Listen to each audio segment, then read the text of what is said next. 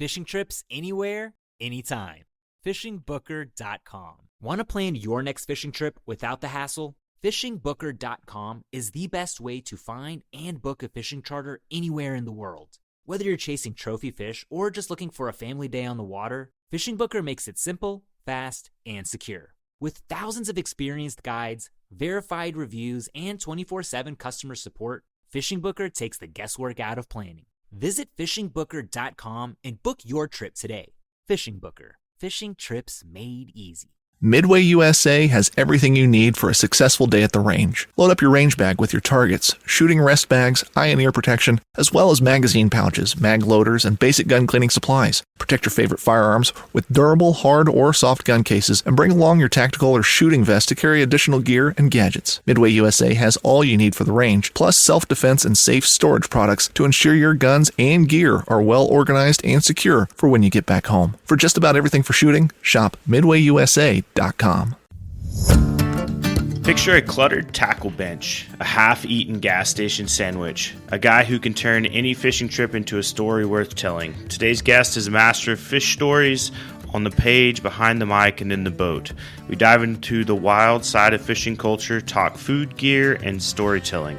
And we put our guests to the test in a game of Fishtail or Fish Fail. Stick around, this episode's full of laughs, legends, and maybe even a blindfolded carp taco.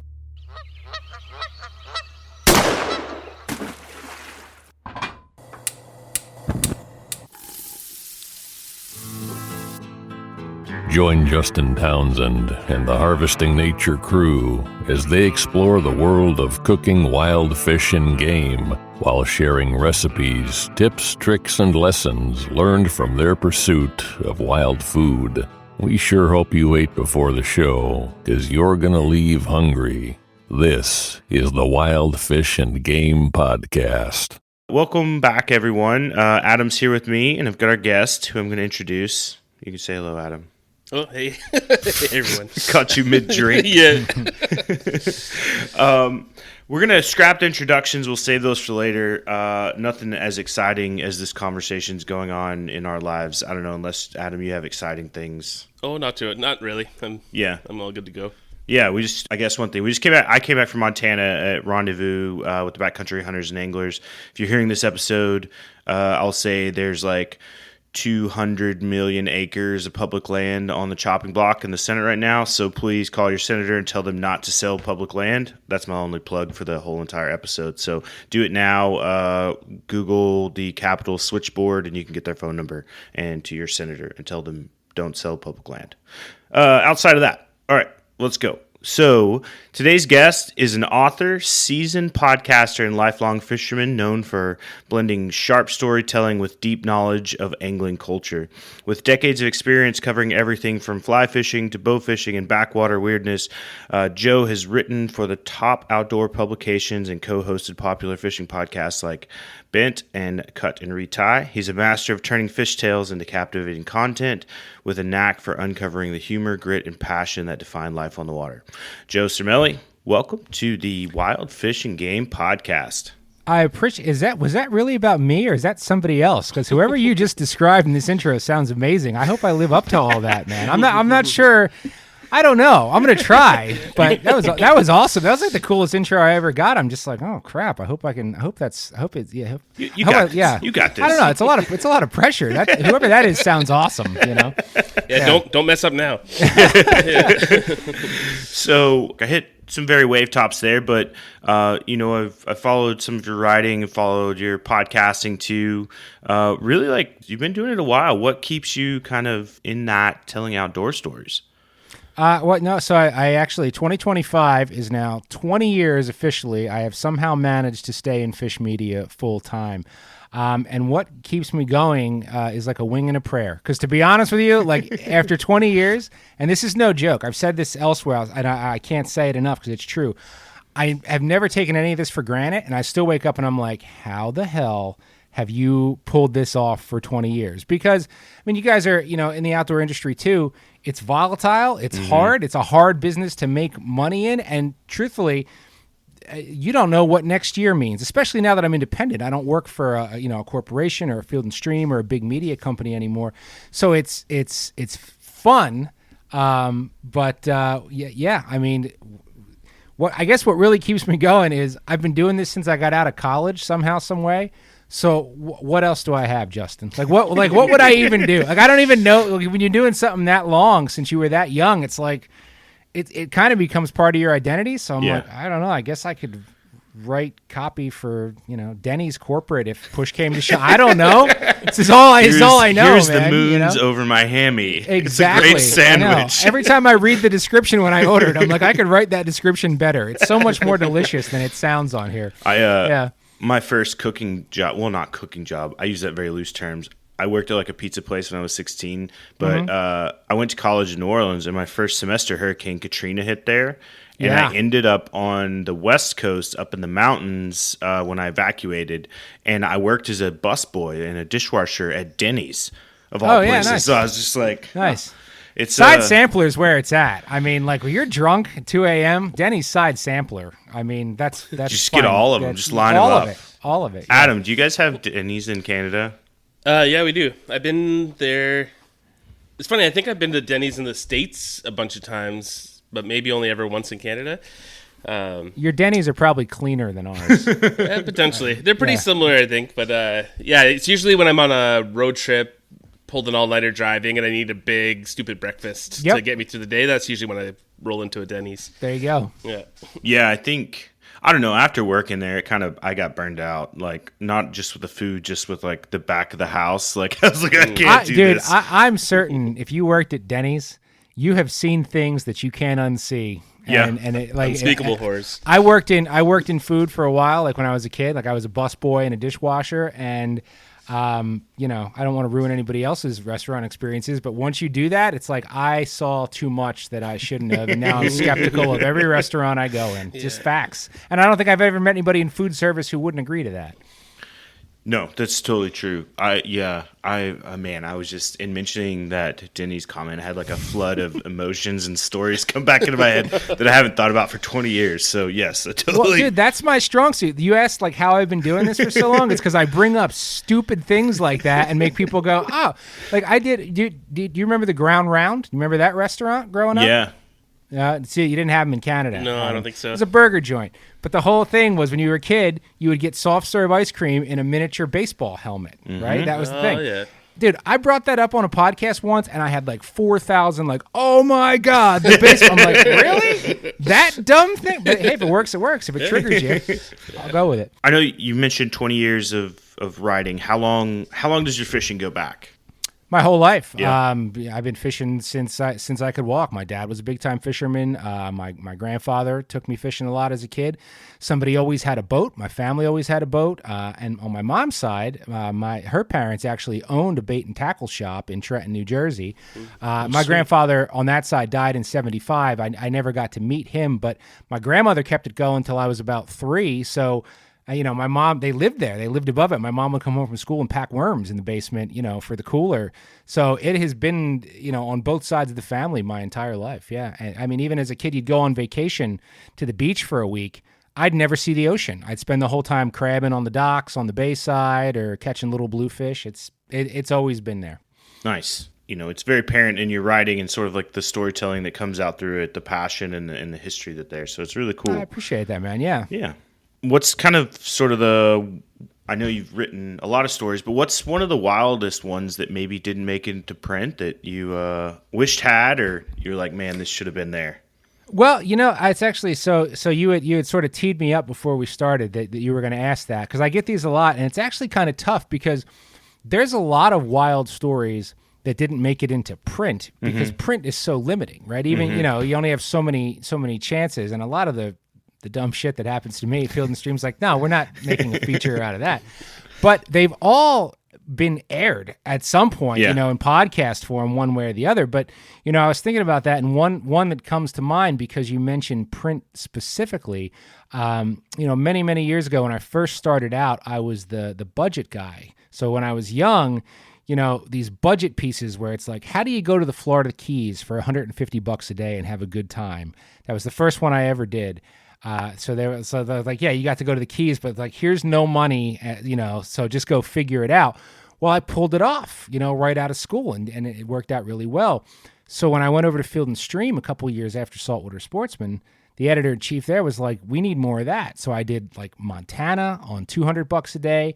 And then my friend Mark and I got to do Alaska on $3,000 total. Flights, everything. We rented an RV. So it was like, can you pull off a week fishing in Alaska on $3,000?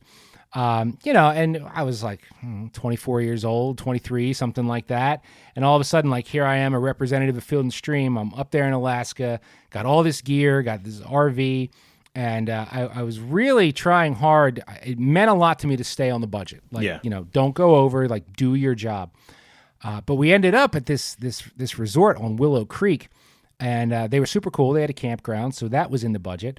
But we were asking the guys there questions about fishing Willow Creek. We'd never done this before, and they're like, well, hell, one of our rafts isn't being rented tomorrow. Why don't you guys just take it? And I'm like, well, yeah, but what would that cost? And be like, you can have it for nothing. I'm like, yeah, I get it, but what would it cost? He's like, yeah, $300 we charge. I'm like, so I was cheating. I'm like, if I take the free raft, even if I factor it into the budget, right, I'm cheating. I'd be spending too much money today. At the same time, you're a 23-year-old in Alaska, and some guy wants to give you a free raft to go float this river instead of just fish here by the RV. Well, hell yeah, right? So we load this thing up. This was our first day there. Loaded up. We got all these new fly rods. The company sent us all this stuff, and neither one of us had ever rowed a drift boat or a raft a day in our lives. And it was an utter disaster from start to finish. So, like, we jumped in this thing on, like, this flat piece of water, and I think that the guide told us, he's like, look, man, it's going to split on you 9 times. Just go right every time except go left on the 5th one. You know what I mean? So, like, it starts out all wide and glassy, and it's like, here we go. And, like, I hooked this giant rainbow right away. And as I'm sliding off the boat to get a picture of it, I snap 2 rods. So now, day 1, now we're down 2 rods. And from there, it was just misery. Like, a storm blew in. Nobody knew how to control the raft. We went left when we should have went right. Like, ended up in sweepers, lost an oar. And it went from this cool thing to, like, dear God in heaven, get us to the other side of this. Just get us to where we're getting picked up with these people's raft intact and not popped and, like, not dying. And my buddy Mark, he's been on my show so many times, my best friend going all the way back to high school, we still joke that someday we need to go back to Willow Creek because now we both know how to row. And I'm like, damn it, I could do that like nothing now. Like, it wasn't that challenging, but that whole day ended up having to get cut. It was useless because we cheated one and failed completely. So that's one that popped into my mind. Oh, man. Yeah. That sounds like it's always a reminder of, like, when those things, you're like, this is a really great plan, and then it just goes awry so quickly. And it happens very quick. And that's one of those things that it was years after that till I got my first raft. And I floundered all over the river here with it for a season. Like, you realize, yeah, that's not intuitive. It takes a little time to learn it. But looking back on it now, I'm like, oh, I could run that so buttery smooth now. But we just googined the hell out of it. And it was like an embarrassment. It was a complete embarrassment. And so you guys cut that story or that part completely out of the story? I think we had caught a few pink salmon like near the RV park in that river when we first got there. So that's really all we factored in was whatever, little stuff we caught on foot there. But yeah, like, we didn't even really get any great pictures out of the float trip because, again, we were just like, we stopped worrying about fishing and we're just like, please get us through this 5 miles. Survival took over. I didn't think we were going to die necessarily, but to me, it was just like, don't destroy a raft that you have to pay for or something, So. That's a good one. That's a good one. Yeah. Yeah, like I said, I thought of that one because that was actually supposed to be for print. So. Okay. I think misadventures play a large part in this, but what do you think makes fishing culture so compelling to write about it? You've been kind of steeped in fishing culture your whole life, but what brings that magic to the page, do you think? Well, I think, I preach this all the time, right? I love to fish. I've fished my whole life, but I've always been a believer that the fish themselves are such a minor part of a fishing story, and if you think about it, you go on a trip with your buddies or your family or whatever, and then you sit down at a bar and you talk about that trip 3 years later. how much are you really talking about what you caught? You know what I mean? It ends up being everything around that, the road trip, the getting there, the what you ate, who fell over, who got too drunk. So, I look back on like a lot of people I consider really, really great fishing writers throughout history. You look at some of the greats from decades ago, what made them great was partially where they went, right? So they'd go on these epic adventures to these far-flung places and these crazy things that, the average Joe, they couldn't get there. So you had to read this guy to experience what it's like catching golden dorado in South America, or whatever it may be. I've always looked at it like there's a story to tell if you know how to tell it in the most mundane trips. Like you don't have to do something very grandiose at all. You can fish in your own backyard.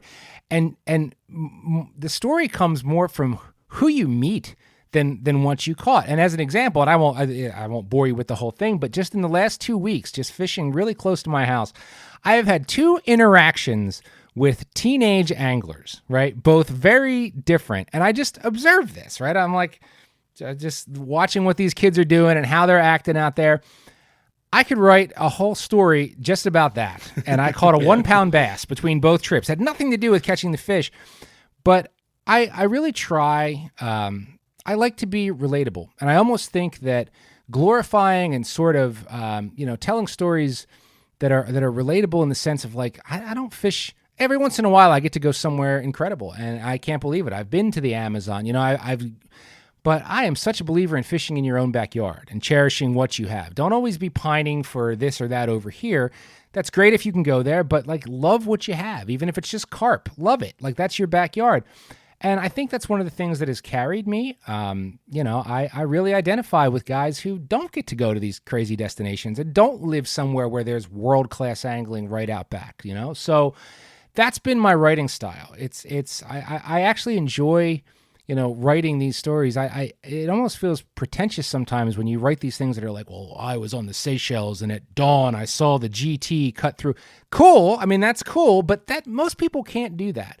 I get more enjoyment out of writing about some dumb thing that happened in a pond, behind the Walmart. Like that's fishing culture to me. Fishing culture is everybody who fishes. The guy on a bucket is part of fishing culture. You know what I mean? The guy on a bridge with a shrimp, he is part of the fishing culture. Like you don't have to be decked out and somewhere fancy and have $10,000 worth of gear to be like part of the fishing culture. It's all encompassing. And I think between writing and podcasting, my goal has always been to say like, hey, look, we're all doing exactly the same thing. Like, it doesn't matter if you have a $1,000 fly rod and you have a bucket and a Zebco. Like we're still doing the same thing. We're just trying to catch a fish. So like, why? Let's just all sit at the same bar and we will all get along. And I think sort of the community around what I've made over the years in this career has proven that. It's the thing I'm the proudest of. I feel like there's a community around what I do, and we're all friends here. That's what I want. There's too much siloing in fishing. I love that. Like some of my favorite fishing stories, and the fishing stories that I tell that probably make the biggest impact are just a series of calamities, like you mentioned in your last story there. Dude, self-deprecation and calamities, like that's if you got those, and it's funny you say that because I think part of it, and I know this happens on the hunting side too, which I don't pay as much attention to. Everybody just wants to be a hero all the time. There's always this culture of like, I'm a badass and look at it, and I don't fail. I can't bull. Yes, you do. We all fail. Fail, man. Yeah. Suck wind. Go out there and blow it. Blow the shot at the tarpon. Like that's a lot of times that's more relatable, but there's a lot of people, forward-facing people in outdoor media in general and in fishing who just need to portray that like I got a handle on this all the time and y'all don't. It's not nobody is that guy. Like just they're not, So lean into your failure. That makes you more human, more relatable. Definitely. I think about like one of my earliest memories as a kid is around fishing, but it's not fishing itself. I was like 4 years old. I was with my mom and my stepdad, and we were out like fishing. It was my grandfather's friend's land where we'd go fish. There had like 3 ponds out there. We'd go fish for bass and little like perch and sunfish and stuff. Yeah. And I remember going into my stepdad's truck and getting out his can of Copenhagen and just packing a dip at 4 years old, just like eating it everywhere. Yeah. And then just chewing it like Big League Chew. Yeah. And I just remember just like barfing, and then my mom coming over and be like, "Oh my God, what's going on?" I couldn't tell you if any fish were caught that day, but that's probably my youngest memory as a child. But that's exactly what I'm talking about. Like, that's a great story. Like, you could pen a column in a magazine about that. Yeah. You know, like, that's the fun stuff. Those are the things you remember. Absolutely. Want to plan your next fishing trip without the hassle? FishingBooker.com is the best way to find and book a fishing charter anywhere in the world. Whether you're chasing trophy fish or just looking for a family day on the water, Fishing Booker makes it simple, fast, and secure. With thousands of experienced guides, verified reviews, and 24/7 customer support, Fishing Booker takes the guesswork out of planning. Visit FishingBooker.com and book your trip today. Fishing Booker. Fishing trips made easy. Hey guys, this is Melissa Bachman. Are you ready to stop spooking deer before it's even time to hunt them? Then you need the new Flex S Dark cellular trail camera from SpyPoint. With a no-glow flash option, long-lasting solar power, and a ton of settings that can be changed anytime through the SpyPoint app, there are no more excuses for letting your deer get wise before the season even starts. So check it out for yourself and see why the SpyPoint Flex S Dark is the unstoppable and undetectable scouting tool you need for your next hunt. So, thinking through some of the stories, like, do you think that the cook and the food part of it is just as important as the catch and the adventure? Do you get much into the food side of it? Yeah, that's a tough one for me. I mean, the short answer is no. I don't. I keep fish for the table, right? I enjoy eating fresh fish as much as the next guy. And I've always looked at it like, if you're... And you guys know I did a stint at Meat Eater, right? I worked at Meat Eater for a few years, and it was a great experience. I learned a lot. But one of the reasons, truthfully, why I think long-term that wasn't the right home for me is because that's what that brand is, right? And I understand that. And I always looked at it like, if your MO, the reason you fish is to put fish in the box and fill the freezer or do whatever you want to do, that is totally cool. I mean, if that's your reason, you go do that, as long as you're not over harvesting or breaking any rules, man. If that's the reason you leave the house with a rod is for food, that is cool. But I think that there's a lot more anglers out there who don't put that, first and foremost. And I am largely a catch and release angler, and with me harvesting fish, it's completely selective. And I remember, when I was at Meat Eater, you go smallmouth fishing or something and put up a picture of a smallmouth bass, and somebody would go, "Jeed it." I'm like, Yeah. No, I didn't. Why? And it's almost like this idea of like, well, it was legal and you can eat those, so what is wrong with you for not eating it? And I always looked at it like, when you go to the grocery store, if you don't like liver and onions and chicken sausage or whatever, you don't buy that. Yeah. You know what I mean? So there are certain things, and admittedly, mostly salt water. I grew up close enough to the coast, where I always had black sea bass and fluke and weak fish in my life. Those were things I caught my entire childhood. That it sort of took away from freshwater fish for me. It's not that I dislike it. And when I'm on the road, we catch small eyes through the ice. Yeah, I'm in, or crappies or whatever it may be. But at home on my own time, I don't really harvest a ton of freshwater fish. I like fluke. I like tautog. I like tuna. So it certainly enhances certain days when that's the goal. But to say that is like a primary goal of mine on any given trip, it's not at all. I think it's like an interesting crossover too. And you mentioned Meat Eater. Like I wrote for Meat Eater for a while, and Adam, I think you're writing for them now, aren't you?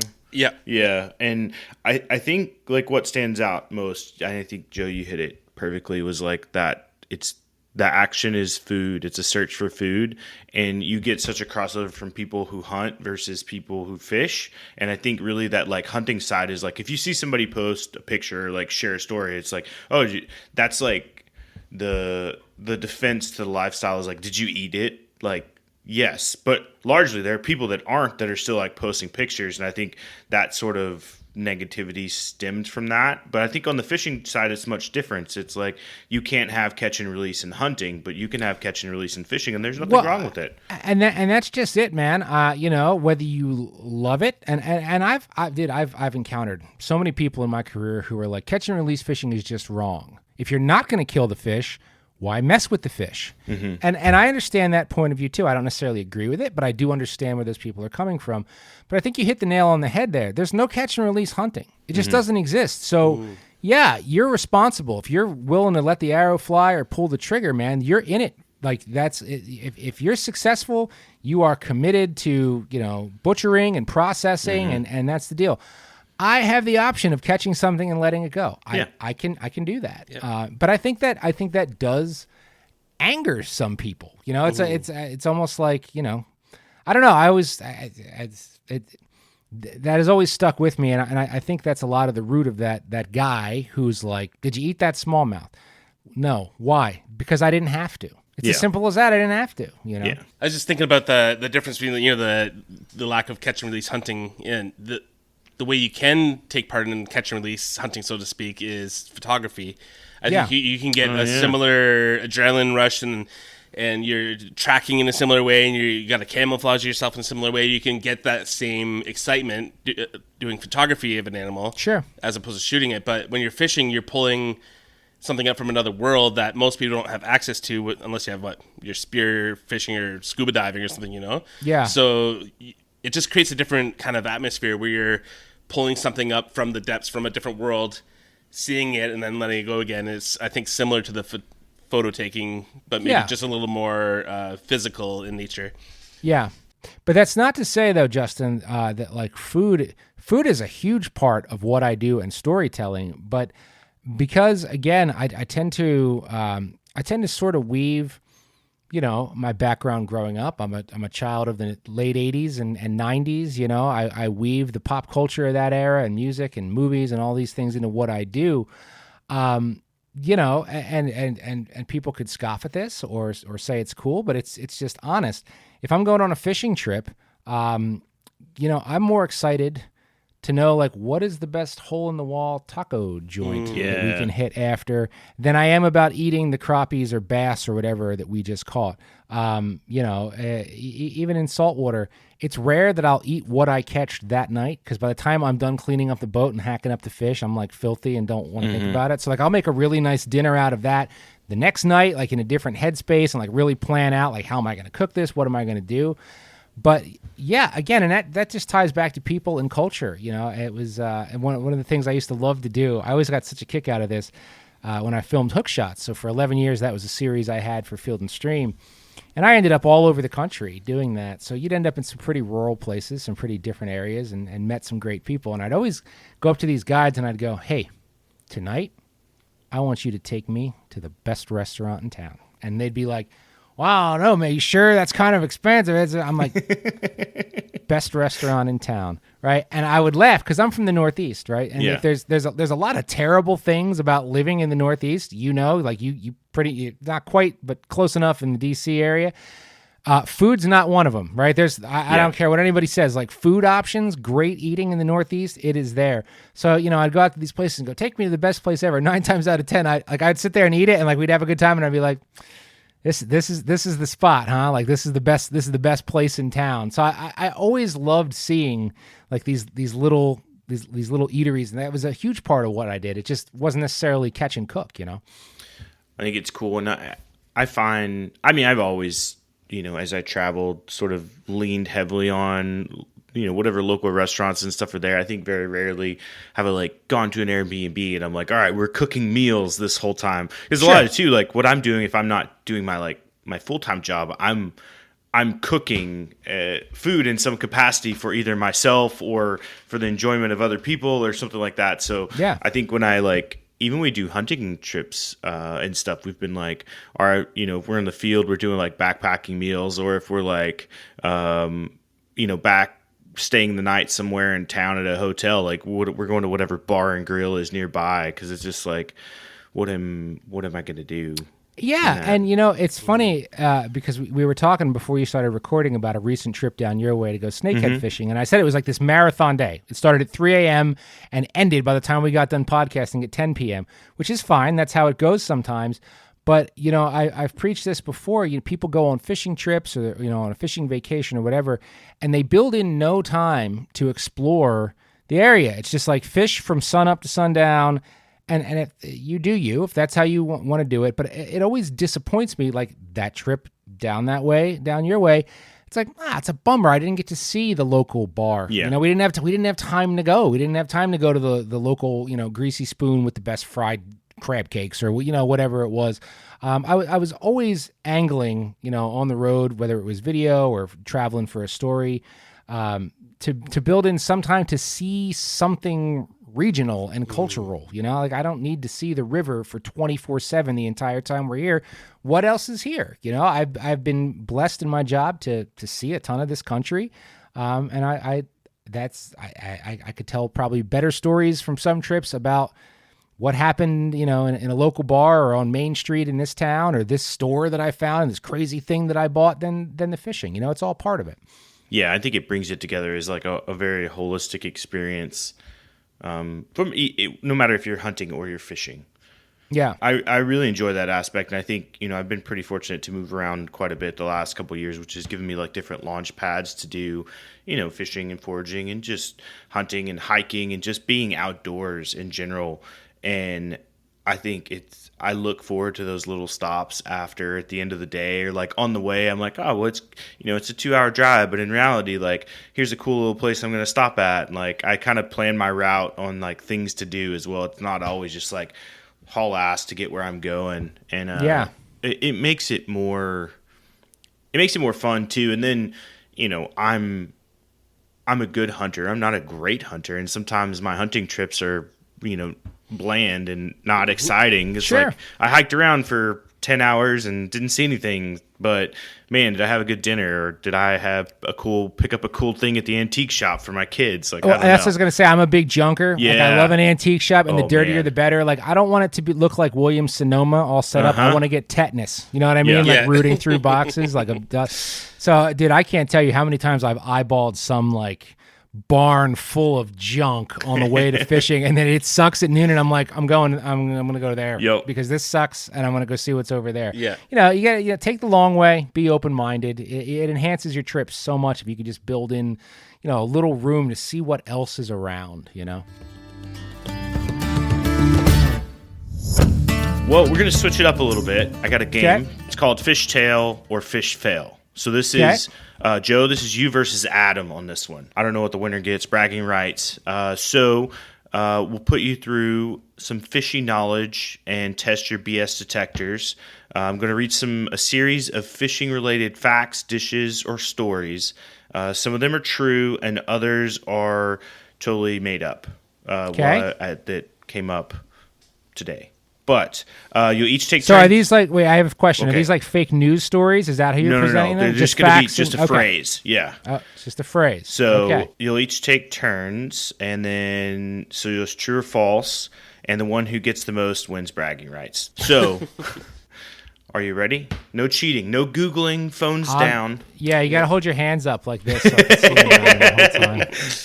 All right. So I'll keep track here of the points. Let me find a piece of paper. I'm extremely nervous. Don't be. You got this. In the Ozarks, there's a traditional dish made with canned Vienna sausages, fried catfish skin, and crumbled saltine crackers called poor man's pate. So either of us answered? Yeah, whichever one wants to go first. Okay, I'll go first, I guess. Okay. I call BS. I think there's probably poor man pate all over the place that has similar ingredients, but from what I've seen, people don't use fish skin as much as I'd like them to, and I can't imagine they are in this case. So I call BS. Joe? It's a tough one because I could really go either way on this. I tend to agree with Adam that it sounds too elaborate, like it's just like too much going on there. Because I know that there's a huge culture down there where they gig suckers and fry them up and just put them on white bread, just fried sucker on white bread. So I'm gonna say false as well on this one. All right, let's see. The answer is fish fail, totally made up. Although I feel like we might be able to run with it as a pate. Could be in the sausages. My grandfather used to eat those a lot. It's the saltines and the Vienna sausages tracked. It was the skin that was a little too much. If it was catfish, like just flesh or straight whatever, up catfish? yeah, Correct. I would have. If you had said like you chop it all up in a blender or something, I might have gone true on that one. yeah. But whenever I say I eat fish skin, people look at me funny. So I just can't imagine that's a popular ingredient elsewhere. I just started eating Western fish tails this year. Oh yeah, the crunchy, yeah. frying them. Yeah, so good. I'd never really done that, and then my buddy Reed the Fishmonger was on my show, and he's like, "You're not doing that?" I'm like, "No, I'll start," and now I do it. It's very good. Yeah, it's a nice little treat. Oh, yeah. All right. You ready for round 2?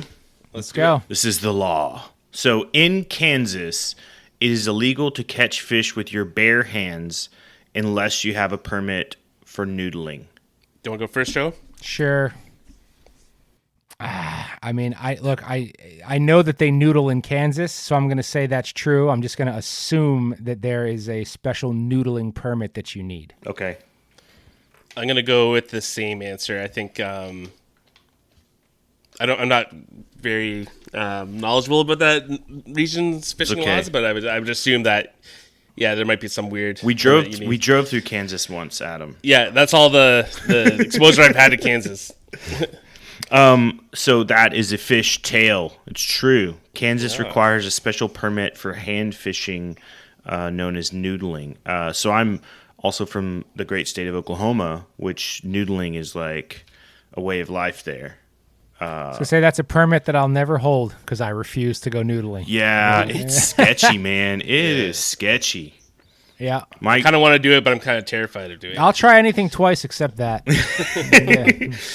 Two of my cousins are really into it, and I've just never been. I know a bunch of people who are in there, and they're like, "You don't know what you're missing, man," and they might be right, but I don't know. Because I'm unlucky. They're like, "Dude, there's never a snapping turtle in the hole." I'm like, "Don't say never." There will be. There will be.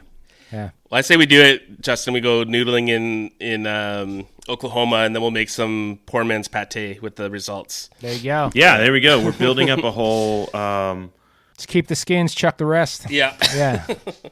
So, I'll say that there is it says world record. I don't believe it's a world record. There's a record for the largest carp caught in a location. I don't know. And it was caught on a Barbie rod, and it was over 50 pounds. I was going to say if it was worldwide, I would say false, but if it's in the States, I just don't know if a Barbie rod can we clarify? So you're saying there is a state record carp in this country that was caught on a Barbie rod, not world record, right? Not world record. I'm trying to fact check this one. I think I got fed bad knowledge. Oh, can you catch a carp on a Barbie rod over 50 pounds? There we go. We'll go with that. True or false? I guess it's really bad question. Anything's possible. I could see some. I haven't seen a YouTube or Instagram reel about it yet, but I'm sure it's out there. Yeah, I say yes. That's true. If you got the skills, yeah. All right, we'll give that one. That's a bad question. Okay, we scrubbing that one? Yeah, we're scrubbing that one. All right. Here's one. Round 4. Snakehead fish can survive up to 5 days out of water by breathing through their skin. 100% true. As long as they're on kind of wet ground, they can't be on dry sand. But if in the right environment, yes, that's true. And I don't think it's through their skin. I think they have lungs that'll actually breathe air. Interesting. Adam, I would have said true, but I'm feeling much more confident now with Joe's answer as well. So I would have said true anyways. But so you're gonna say all right. So the answer is they can breathe out of water, but not through their skin. Yeah. Ooh. Okay, so all right, okay. Tricky question. I see what you did there. Yeah. Okay. Yeah. So that one, you both got it wrong. That was a fail. I got it wrong, but damn it, I clarified. Yeah, Everybody you did. Heard me clarify. I don't know. I caught that part. You caught it. I'll give it to you. Okay. No, you don't have to. No. All right. It was a true false, and I failed. All right. Let's see. There is a species of fish called the sarcastic fringehead, and it is an aggressive fish, and it can sometimes be found living in beer bottles. You go first, Adam. I want this to be true, but I'm going to call BS, I think. But I'm kind of hoping that I'm wrong. It's true. Oh, so Joe says true. Adam says false. Was that it?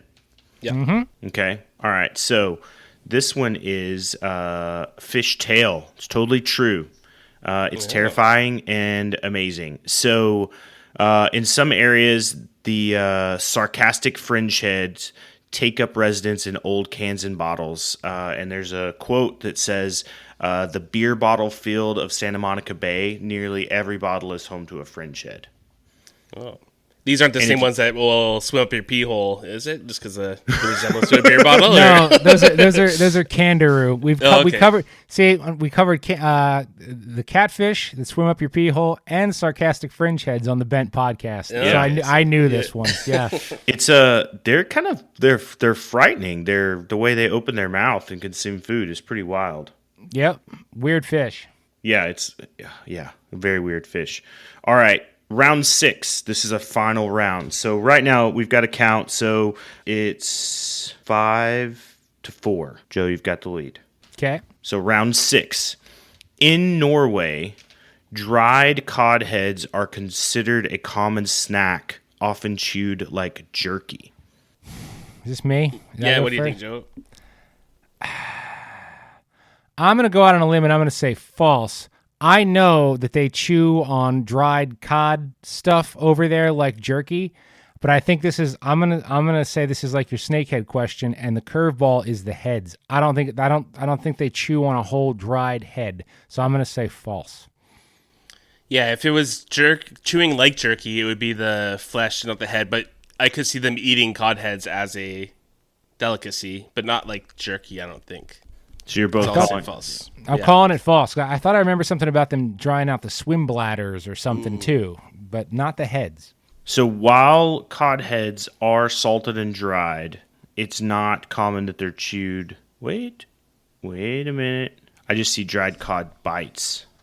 Yeah, I think it's just the... Yeah. Stockfish is what it's called. Yeah, and stockfish is that just a dried Yeah, it's just cod a dried, rather than a salted? Yeah. I think dried cod head. But so that's the caveat. Yeah, they do dry and snack on cod, but not the heads. All right. Yeah. Feeling good. All right. What round is where? That's it. what So round that's are the we sixth. That's the sixth round. That's the final round. Okay. So we've got Adam with 5 and Joe with 6. at? Hey, Winner. the sarcastic fringe head. I knew 3 years ago. I said to myself, someday Yeah. this knowledge is going to just elevate you, and and there you go. And I got it. There you go. Sweet. Congrats on the win. Good job, Adam. Thank you. 'Twas not an easy lineup of questions there. For almost 50 years, Midway USA has been America's go-to source for just about everything for shooting, hunting, and the outdoors. Go to midwayusa.com to see our latest deals and promotions and take advantage of our super fast same-day shipping. If you need a cooler, a new fishing rod, another rifle, ammo, or a reloading press, you can find it all at midwayusa.com. Thanks for your business. Hunting is not easy. It never has been. It takes dedication, motivation, a lot of patience, and quality gear. If you manage a food plot, put up stands, or need just one more game camera, we can help at midwayusa.com. We opened our doors in 1977 and continue to put customers first by offering super fast, same-day shipping. For just about everything for the outdoors, go to midwayusa.com. All right, a few more questions. We're cruising along here. We'll switch back to some like food. So, what, Joe, favorite fish to catch and favorite fish to eat? Wow, do they match? No, and this is such a lame answer. Like I get like, what is your favorite fish? Sure. To catch so much, and I cannot answer that because one of the great things about where I live, right, is the variety. So I've traveled the whole country, and people are like, "Oh, wouldn't you rather live in Florida?" What? No, like I'd love to have a second home in Montana or Florida or here, there, everywhere else. But I really thrive on variety, right? So and because of that, I mean, I have a tattoo on my leg of a striped bass and a wild brown trout crossing over New Jersey. So at minimum, the furthest I could narrow it down for you would be those two, one in freshwater and one in saltwater. But I always say my favorite thing to catch is whatever I'm fishing for right now. Obviously, I was in the mood for snakeheads today, and like that is what I'm fired up on. And if you were like, well, snap your fingers and I'll take you to, we can be over here doing this, I'd probably say no. But to eat, truthfully, if I'm giving you an honest answer, it's bluefin tuna. But that's also bougie, right? And like I don't fish for them nearly as much as I did years ago, so I don't get that very often. So a simpler one, actually one of my favorite fish of all time to eat is tautog, which is AKA blackfish. And they are these gray, weird-looking, knobby head fish with these conical teeth, and they're like just these drab members of the wrasse family. But again, because it's part of the culture here in the Northeast and down into the Mid-Atlantic, there's a huge contingent of tautog nuts, and the season is late fall through the winter. That's when you can harvest the most, and that's an example of a fish that like I'm not going out there in the cold to catch and release those. Like I want to be boxed out on those. But they're these weird looking little fish, and but all they eat, because they live in hard structure, all they eat are mussels, clams, crabs, and that's shrimp. always the best. So they are delicious. Like I would take a tautog fillet over a flounder fillet or a yellow perch fillet any day of the week. Is that a different fish from tog? No, no. So the proper name is Tautog, tautog, which is Native American, but we've just shortened that up to tog. Okay. And the blackfish, people also just call them blackfish. Depends on where exactly you are along the coast. Okay.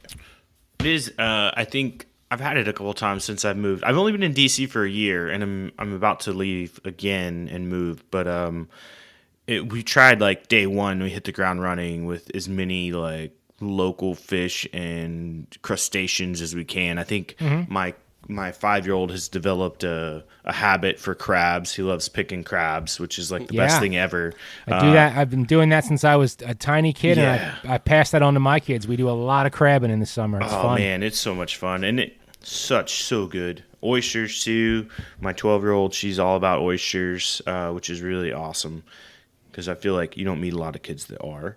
And so it's funny you say that because my daughter actually is the more adventurous of the two in terms of eating. And my son, like, he loves fish, especially if he caught it, but crabs and clams and all that. My daughter, I'll have to be like, please, you cannot put another clam in the cooler, hon. Like we can't eat all these. Like she wants all of them, any size. Like we'll go clamming, and man, it's like this is actually Daddy's telling you this is too many clams. Okay, it's actually I just got a new little boat I was telling you guys about earlier. Like I got to find some new clamming spots because that is what she's into. Yeah. Crabbing, clamming. My son just wants to fish. He's like, I don't care about a clam. I want to catch a sheep's head, So that's awesome. That's awesome. It's fun getting them into fishing just in general. And I think for kids writ large, it's so approachable. And it's been quite like the adventure. My son is a bit... He gets kind of the ick. He's like, ugh, like, I don't know. Like, I don't want to deal with that. And my daughter was like that a little bit. And now she's just like... whatever, like I'll do it. It's funny, we lived in the Keys and she would outfish the neighborhood boys and then come back and be like, Dad, the boys won't fish with me anymore because I catch more fish than they do. I'm like, you go. Go. Yeah, exactly. I tried with my daughter to get her into fishing and she liked it for a while, but it didn't stick, and that's okay. But I always say the byproduct of that, which I'm happy about in the long run, is she does not get the ick. Like she'll dive on a garter snake and grab it. You know what I mean? Like she's not afraid to be dirty, even though she's very girly and loves all the girly skincare or whatever. Like she'll go out in the woods and get muddy and, look for salamanders, whatever. And there's even been times when she was little, she's like, oh, snake. I'm like, no, not that one. You know what I mean? Like, that's the wrong one. You know what I mean? Mine, my daughter, that's a win. Yeah. She's been getting into like mushrooms and foraging and stuff. Man. Probably thanks to Adam, because like we go out and she's like, Dad, what's that? Dad, what's that? Like, can you look that up on your phone? Like, she's so curious. And I was like, this is great. So that is my thing. With my daughter in the spring, we do morels together. My son could give a damn about finding a mushroom. He does not care. But she and I are really into it, and I'm really hoping she carries that on. Because Yeah. not that I'm the expert, because somebody taught me, right? I failed miserably for years alone to the point where I believed there were no morels where I lived. And then a buddy of mine was like, yeah, there's shitloads of them, dude. I'm like, show me then. And he did. He's like, I'll show you one of my spots. You can't come here, but I'm going to show you like the puzzle pieces. Yeah. Like, these trees, this, and then you can go out on your own. And I did. So I'm not the expert, but I'm trying to teach her that. And that is a thing that we look forward to every April. Like, she is so jacked up on morels. And like she's lower to the ground than me. She ends up out, finding ones that I miss all the time. And we had a phenomenal year. In fact, my buddy Nate P. from Shoreline, who you had on the show. We he just dropped a new episode with me in it. He was out here this spring, and we made cheesesteaks, and it timed out where I had a whole giant Tupperware full of morels that my daughter and I found, so we made morel cheesesteaks on the show. Oh, that's awesome. Yeah, I saw it come out. I haven't watched it yet. I'm going to have to catch up on it. Yeah, I love Nate P. Such a cool dude. He's just one of the best guys I've ever met. Yeah. Can't not love him. It's kind of funny when I'm fishing, because I say like I'm a forager first, hunter second, angler third. Sure. I love all of them, obviously, but that's kind of the hierarchy. So I've gone fishing, like shore fishing and river fishing and stuff with friends, and they're like, "Where the hell did I go?" And I pop up and I'm gone. Stinging nettles and fiddleheads and all these things. Yeah. Bags of greaves. Yeah. Like, here I am. Lines all tangled up around a rock somewhere. I'm like, the foraging just takes over my brain. I got to start, I can't focus on the fishing aspect sometimes. It's better if I'm in the middle of the lake, then I can't do that. So what's the short version on the stinging nettle, Adam? Because I'm very familiar with it for I all bet the as a wrong fisherman, reasons for snakehead fishing. Like, is it good? And do you have to cook it like poi for 9 hours so all those little shards don't end up in your throat? No, it's you got to pick them kind of young in the beginning of the season. They get kind of tough as the summer rolls on. So, depending where you are, like May to June, April to June, you just take the leaves, use gloves, obviously. The minute hot water touches them, those needles are inert. Okay. So you could even just pour boiling water over it and they're done. And then you just treat it like spinach, and it's insanely nutritious. No bitterness or anything that you might encounter in other wild edibles. It's just one of the easiest. You know what it is, because if you're wondering if it's stinging nettle or not, all you got to do is touch it, and then you'll know for damn sure.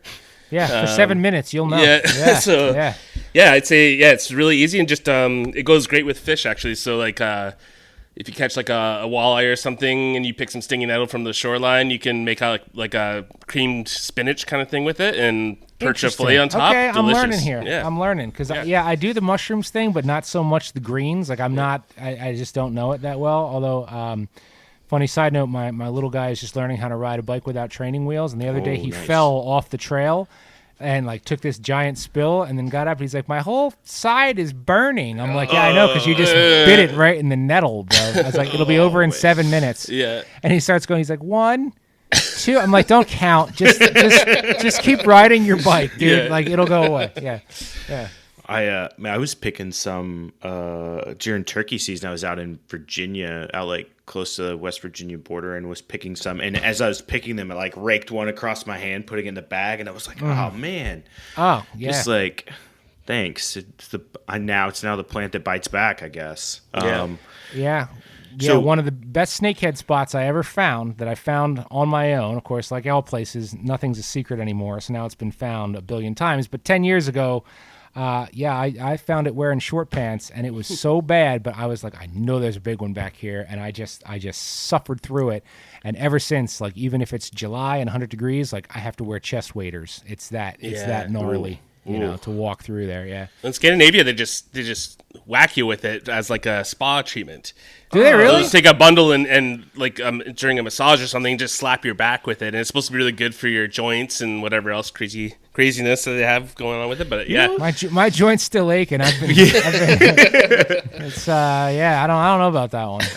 I saw somewhere people using bee stings to treat like illnesses and things. Yeah, I've seen that. Like, I think it was on Vice or something like that. Yeah. I don't know. I've been stung enough times. I should be free of all problems, but it hasn't happened. So Joe, question for you. Gear confession. What's something that you always take that's unnecessary, but you love it? Something that I always take with me that's unnecessary. But you're committed. Oh man, this was not a prep question, Justin. I need time to think on this one. Wow. Good luck charms or Adam, do you have one? See, he doesn't have one either. It's a tough question. I'm trying to think. I don't think so. I don't really have any. I'm not superstitious at all, so I don't really have any charms or anything I bring or any special lures. Yeah. I don't have one. I'll tell you, I don't have one right now. Mm-hmm. But it's not like throughout the course of history I didn't. Okay. But then what happens is you lose that thing, and then you're mad, so you're like, well, I'm never going to make one of those special again. Like, as an example, my grandmother, and this sounds like all like an heirloom. It wasn't. She ended up on some bus trip at an Orvis outlet store, and they had like an Orvis pocket knife. So I was, I don't know, 15 or 16 or something, and she bought me the pocket knife. And for years, that knife was always in my chest pack when I was fly fishing, or, I don't know how many trout I gutted with it. And it was just like the one that stayed there. It was always with my fishing kit. And if I repacked my bags to go to this place or that place, like that little Orvis knife always came with me. It wasn't necessarily lucky. It was just like the one I use for this. Mm-hmm. And then one day I left it on a rock somewhere, and I was super mad about it because I'd had it for like 10 years, something like that.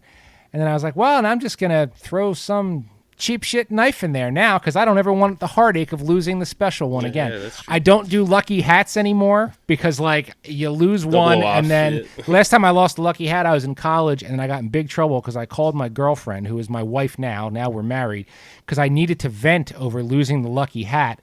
And, like, I did it through the phone line in Aruba without, like, collect or anything, and it was like a $300 bill for a grown boy to bitch about a lost Adidas hat. You know what I mean? So I'm like, we're just not going to do lucky hats anymore. Yeah. It's you're just working up to heartache. So presently, no, not really. No, I don't have like the one thing that has to be there. It's a good reason of just to not build. Don't fall in love with it. It will leave you. Yeah, like pliers. Don't have a favorite pair of pliers. They will be gone. It's an inevitability. You know, unless you don't like them. If they're hard to press and they're a pain, they're rusty, they'll stay in your boat forever. You'll never ever lose them. I do have this one. It's sort of adjacent to your question. It's not exactly what you're looking for, but this is something that I have done for so many years. And it started back when I filmed hook shots. You go on these fishing trips and you have your camera gear, and nowadays your podcasting gear. I have a whole road kit that I use when I go on the road, and you protect it. You keep it in a Pelican case, right? Mm-hmm. So it's protected whether you're flying or whatever.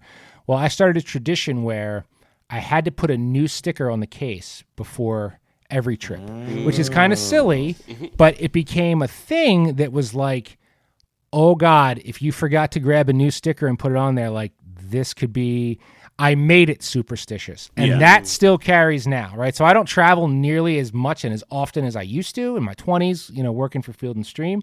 But even now, going to Maryland last week, down your way, had to put one new sticker. It doesn't even matter what it is. Just got to slap one new one on the Pelican case before you go.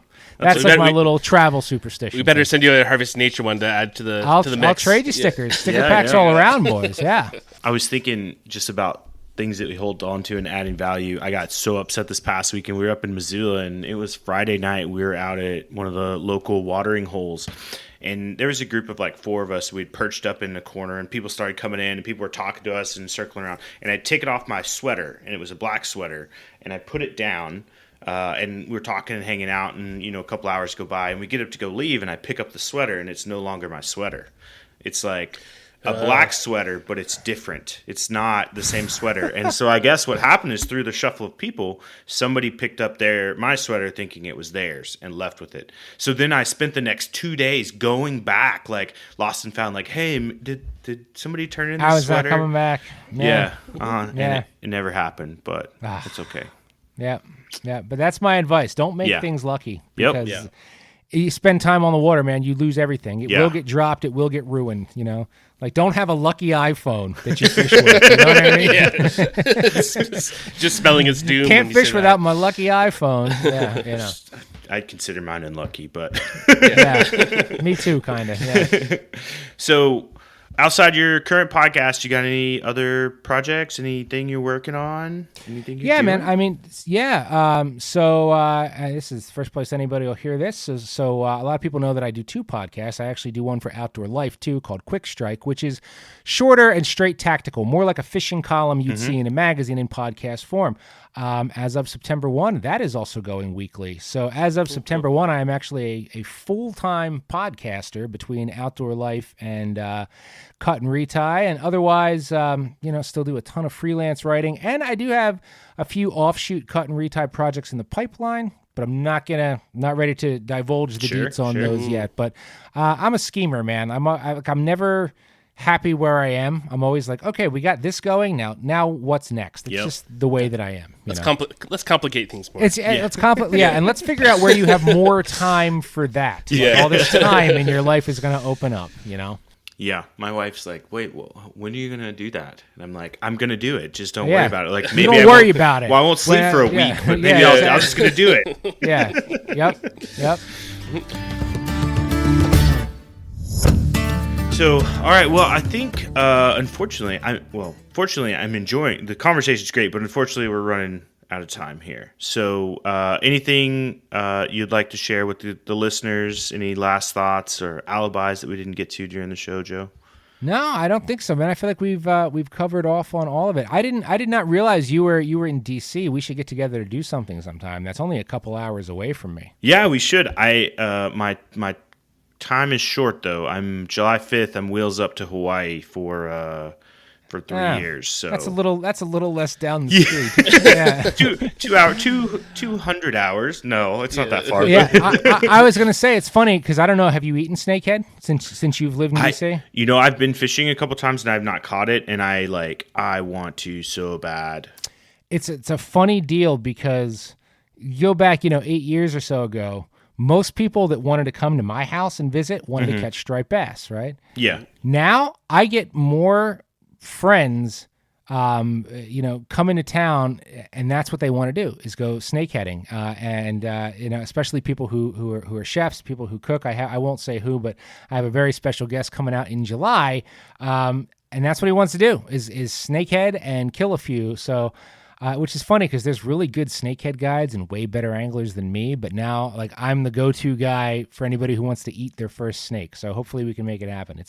I go alone, I whack them. You take somebody out, we don't see one. You know what I mean? That's just how it happens. Yeah. Well, if you happen down this way in the next couple of weeks, or you got any free time, let me know. Okay. I'll definitely be down for a meetup. All right. Good deal. Sweet. Well, Adam, any last thoughts? No, just it was great meeting you, and for some reason I haven't been fishing too much this year, but I'm feeling the desire welling up in me after this conversation. So I think I'm going to go hit the lake right after. Good. And I got to throw this one out there. I learned that Adam lives 15 minutes away from the Big Redu, right? A lake up there. And that was, I told Adam, the year I graduated high school, one of my really good friends, his dad, as his graduation present, said, we're going to rent a cabin on Big Redu. And he's like, you can invite Joe if you want. So one of the earliest away from home fishing 24/7, trips I ever went on in my life was to 15 minutes away from your house. Caught a whole bunch of pike on $1.50 War Eagle spinner baits. It was great. Yeah, nice. Big beautiful lake. Ran one rental boat up on the rocks. These things happen. It happens. I don't actually think we were old enough to be driving the rental boats. His dad just said, yeah, they're both 18. You know what I mean? They're fine. Because he didn't want to fish with us all day. He and his friend wanted to go off on their own. Definitely. So That's awesome. Well, Joe, thanks for coming on. Appreciate it. I love talking travel, love talking fishing, and of course the food side of it. So it's been really fun. I hope you enjoyed the game. I did. Congratulations! You're now next. If you ever see Adam in person, you have full bragging rights. Oh, I'm gonna walk with my head a little higher for the rest of the day. Yeah. Don't you worry. All right, and for everybody out there, thanks for listening. Be sure to go subscribe to Joe's podcast and follow him on social media if you're not already. And then also whatever podcast platform you listen to, punch that 5-star button. Leave us a review. Tell us we're doing right, or, tell us we're doing wrong. Thanks, everybody. Have a good night.